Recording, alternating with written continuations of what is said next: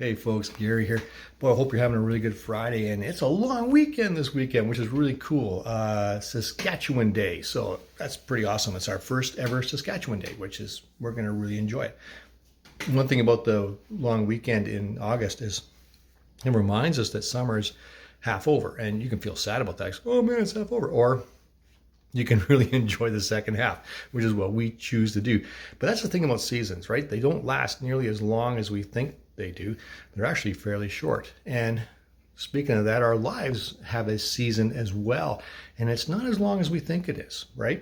We can live a good long time, but in light of eternity, it's not very long at all. And the psalm we're looking at today talks about that. So it's Psalm 103, verses 15 down to 19. Now let's see what it says.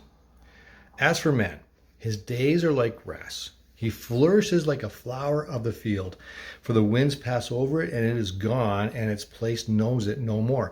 You know, we have this place is amazing. We bought this house in Whitewood, and the previous owner, the lady that lived here, man, she was a great gardener. She planted flowers around here, flower beds like everywhere. It is really amazing.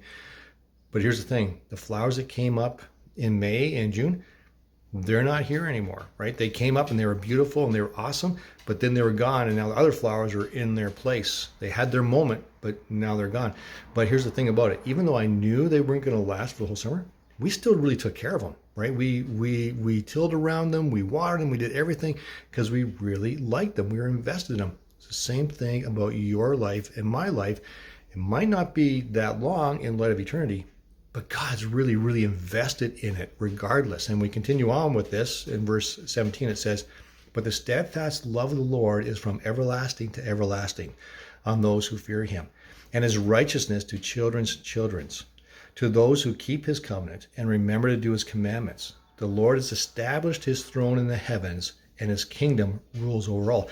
In other words, what it's saying, this is the love of the Lord is everlasting.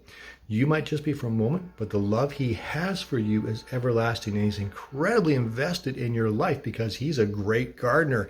He knows you're only there for a moment, but he's going to make that moment amazing. And once we pass on from this life, we're going to spend eternity with him, in an eternity in his love. And that's a really good thing. So God's a great gardener, and you are his masterpiece.